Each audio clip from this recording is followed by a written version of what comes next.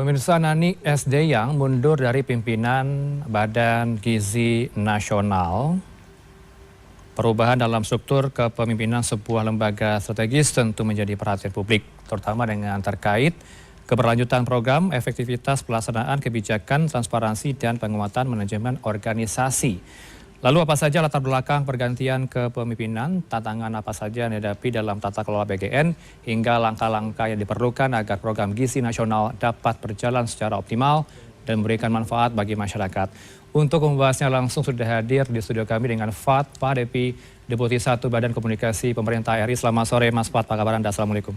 Waalaikumsalam, selamat sore Mas Herenov. Dalam kesempatan hari ini kita juga akan sapa dari sosok pengamat, begitu kita tampilkan Mas Media Wahyudi melalui sambungan daring. Mas Wahyudi Askar, Media Askar, Direktur Kebijakan Publik Center of Economic and Law Studies Selio. Selamat sore Mas Media, apa kabar Anda? Assalamualaikum.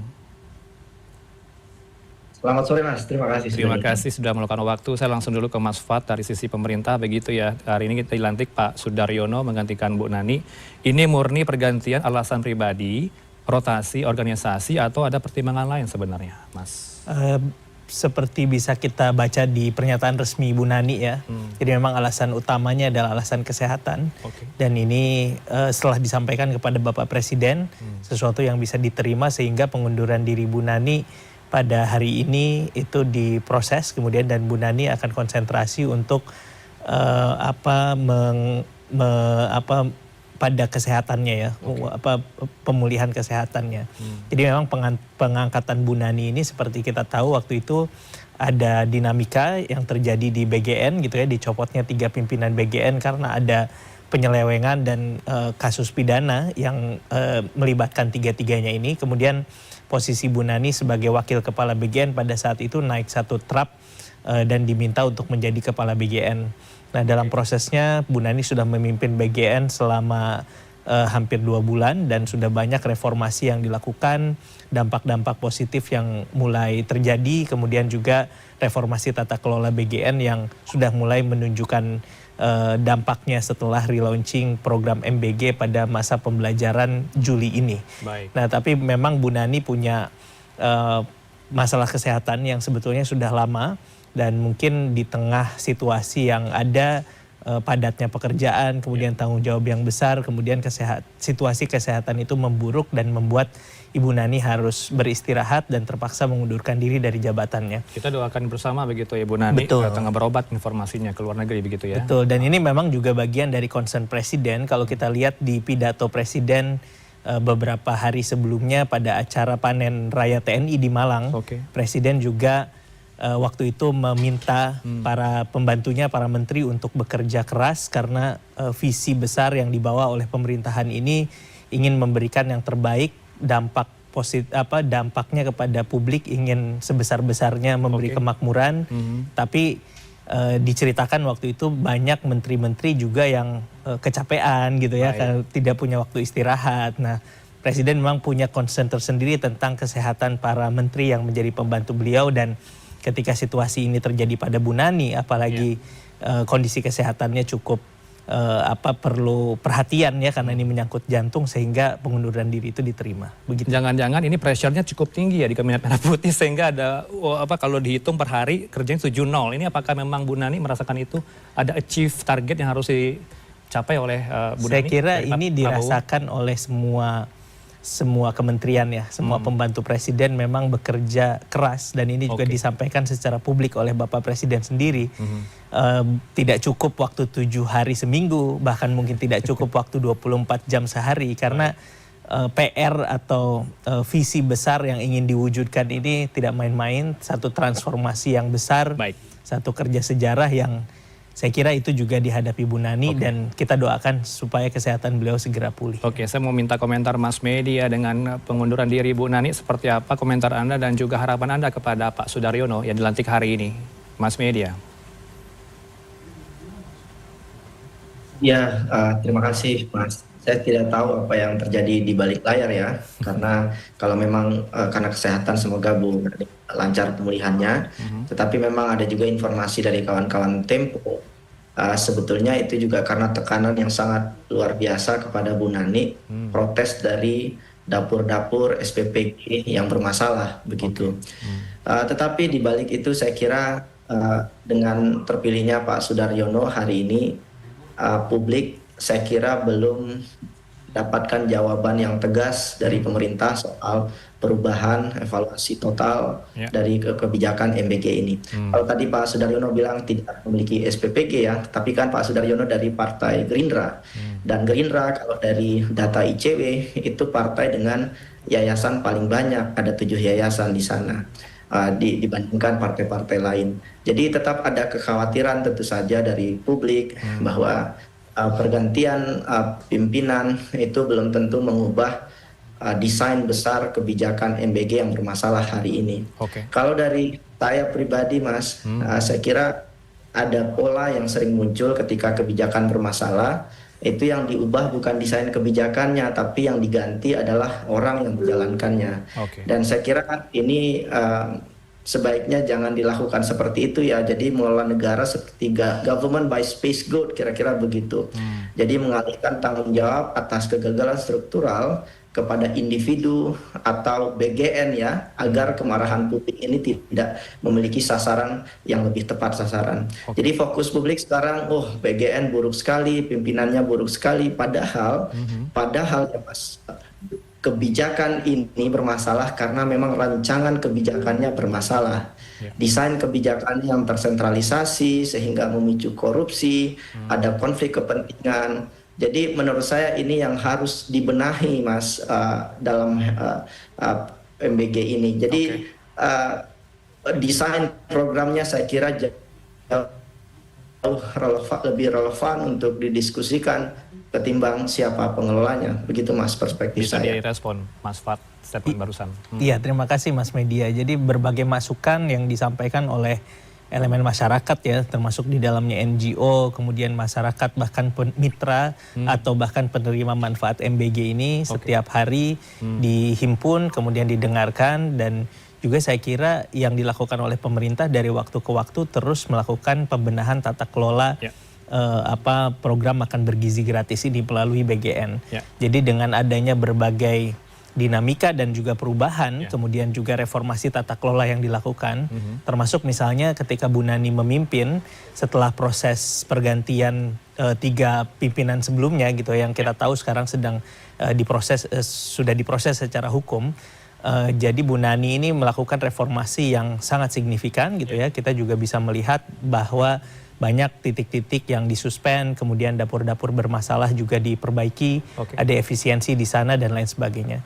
Saya kira pemerintah juga di sini melihat gitu ya bahwa banyak hal yang harus dibenahi dari visi turun ke implementasi, ada banyak tantangan dan dinamika teknokratik yang harus diperbaiki, dan masukan-masukan seperti dari pengamat, kemudian NGO, masyarakat dan lain sebagainya itu berharga sekali bagi pemerintah. Ya, berharga dari pemerintah, dan tentunya kita ingin dengarkan juga aspirasi dari Ibu Anet Mau, perwakilan Aliansi Ibu Indonesia yang diundang oleh DPR Komisi 9 beberapa waktu lalu, Mas Fad dan juga Mas Media. Kita akan dengarkan apa suara hati dari Aliansi Ibu Indonesia terhadap Badan Gizi Nasional. Berikut ini.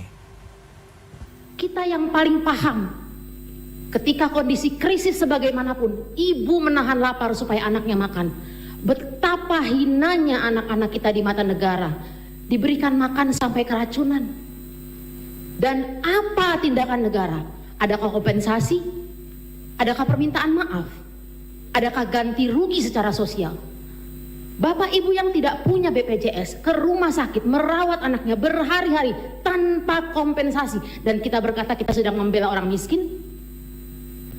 How dare you? Bisa ditanggapi Mas Fad, nampaknya suara hati yang paling dalam begitu ya dari Ibu Anet Mau, katanya kalau keracunan siapa yang nanggung nih Mas? Dia sendiri.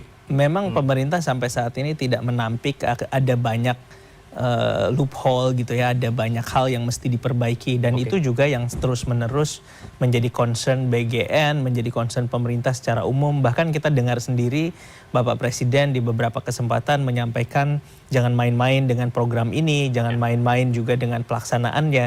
Di situ kan artinya beliau sudah terinformasi bahwa ada dinamika dan ada tantangan teknokratik di lapangan yang harus diselesaikan. Oke. Jadi tadi suara Ibu Anet Mau valid gitu ya sebagai salah satu suara yang harus didengarkan, dan di sini kami ingin memastikan bahwa pemerintah berusaha sebaik mungkin memperbaiki apa yang sedang kita lakukan ini. Jadi memang ada tantangan yang harus dikerjakan bersama-sama oleh kami di pemerintahan untuk menurunkan visi besar dan niat mulia dari program ini ke tataran teknis yang lebih baik gitu ya, yang menjawab juga kebutuhan masyarakat yang tercermin di dalam survei. Mereka mendukung, setuju dengan program ini, bahkan puas dengan MBG. Kita juga berusaha untuk memberikan layanan dan juga fasilitas yang terbaik melalui program ini kepada mereka. Tapi bahwa ada beberapa hal dan ada hal-hal yang tadi harus diperbaiki gitu ya, itu terus-menerus menjadi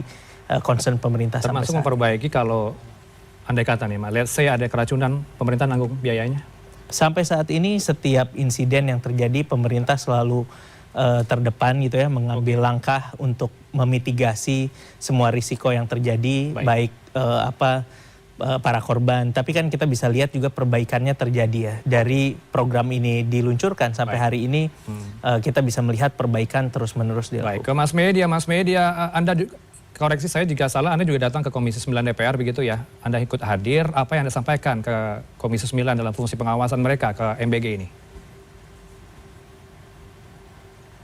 Ya, kami menyampaikan kekecewaan yang sangat besar ya, karena suara-suara masyarakat sipil itu perlu saya tegaskan juga tidak hanya terjadi bulan Juli 2026, tapi sudah disampaikan sejak awal, bahkan sebelum kebijakan ini berjalan. Dan praktis sudah 1,5 tahun lebih ya, tidak ada perubahan berarti, bahkan sudah terbukti dikorupsi. Jadi saya kira saat ini saya sudah selesai dengan istilah ini program mulia, memberikan makan rakyat. I'm done with that. Kenapa? Karena ketika uang hilang, korupsi sudah terjadi, logika memberikan makan rakyat, logika ini program mulia tidak masuk akal lagi karena uang masyarakat sudah hilang. Jadi bayangkan ada program berjalan sudah hampir 2 tahun, anggaran terus mengalir, kontrak masih ditandatangani, kemudian ada yang ditangkap. Maka pertanyaan sederhana adalah, apakah dengan mengganti kepala BGN hari ini masalahnya akan selesai? Dalam perspektif saya, jawabannya kemungkinan besar tidak. Karena program hari ini itu sudah jadi sebuah sistem, Mas. Karena keputusan yang diambil sekarang sudah terjadi di dalam jaringan kepentingan, pola birokrasi, kontrak SPPG, dan lain-lain. Sehingga hari ini ya sudah terjadi institutional path dependence. Jadi institusi ini sudah berubah ya menjadi produk birokrasi yang sangat... Itu kenapa Mas, saya berharap ya pemerintah itu tidak mempertahankan status quo, tapi betul-betul mendeteksi kebijakan ini apa masalahnya. Dan lagi-lagi saya ulang lagi, kebijakan ini masalahnya adalah desainnya, siapa pelaksana dapur Oke, FPG. yang perlu disoroti juga Mas Media, beberapa waktu lalu kita dengarkan bersama ya sikap dari Kejagung, ini informasinya menghentikan pendataan SPPG yang bermasalah. Anda melihat di lapangan seperti apa? Apakah masih ada SPPG bermasalah yang harus diusut tuntas sejauh ini? Sekarang kan mekanisme feedback sudah dilakukan oleh netizen. Saya kira pengambil kebijakan perlu lihat media sosial, portal-portal informasi publik. Suara netizen itu sudah luar biasa. Sekarang ketika terjadi masalah ya, justru yang berteriak paling keras justru adalah pemilik SPPG. Ini menunjukkan bahwa pemerintah memang melakukan kebijakan tetapi belum terlaksana dengan baik. Masalahnya adalah yang lapar diberikan makan, yang kenyang juga diberikan makan. Ini kan masih yang bermasalah. Jadi siklus kebijakannya tidak berjalan dengan baik. Jadi saya kira policy feedbacknya tidak berjalan dengan baik, policy learningnya juga tidak berjalan dengan baik. Akhir ceritanya ya kita akan terjebak pada ganti-mengganti, tetapi lupa mengevaluasi struktur utama persoalan kebijakan MBG ini. Itu Mas, harapan saya sesederhana itu Mas Fad. Semoga bisa disampaikan ya Mas Fad. Siklus kebijakan harus dibenahi Mas Fad. Ya, jadi apa yang disampaikan oleh Mas Media tadi, berbagai kritik Kami juga mendengar itu dan menghimpun itu. Tapi memang tugas pemerintah itu, to govern itu berarti juga mengelola ekspektasi, mengelola berbagai macam harapan gitu ya, dan juga mengelola berbagai macam kebutuhan yang ada di lapangan gitu ya. Baik. Fakta bahwa program ini masih perlu diperbaiki itu satu hal, dan kemudian pemerintah berusaha memperbaiki itu sekuat tenaga dan sebaik mungkin. Tapi juga ada fakta lain bahwa ada harapan yang harus dikelola, ada kebutuhan publik yang harus juga dikelola untuk memberikan gizi yang cukup untuk mereka, mencegah anak-anak tidak lapar ketika menghadapi pembelajaran, dan juga berbagai upaya untuk memastikan bahwa SDM Indonesia bisa lebih baik di kemudian hari. Yang terakhir yang perlu Anda jawab, kemarin kita lihat juga bersama di Kompersnya PGN ada pelantikan pejabat setingkat Madya. Ini apa urgensinya, Mas? Ya, ada pejabat baru. Sebetulnya ini menunjukkan bahwa BGN terus berbenah ya, dan juga kalau kita lihat latar belakang dari pejabat tinggi Madya gitu yang dilantik kemarin di BGN ini dari berbagai latar belakang, ada dari Kemenkes, ada dari Kemendikdasmen, bahkan ada dari Kejaksaan Agung gitu ya. Ini menunjukkan bahwa BGN itu serius ingin menciptakan atau ingin membentuk tim yang profesional yang dalam rangka menjawab juga keraguan dan menjawab ekspektasi publik terhadap beberapa tantangan yang terjadi sebelumnya di kepemimpinan tiga pimpinan BGN yang terlibat dalam skandal korupsi MBG ini. Jadi ini adalah upaya nyata yang dilakukan secara organisasi dan kerja organisasi yang terukur juga, bahwa kemudian setelah itu Ibu Nani kemudian harus mengundurkan diri karena alasan kesehatan, itu saya kira dimensi yang lain ya. Oke, terakhir ke Mas Media juga, respon Anda dengan ada struktur baru di BGN yang tebal kemarin dilantik Mas 5 orang pejabat setingkat Madya. Ada masukan?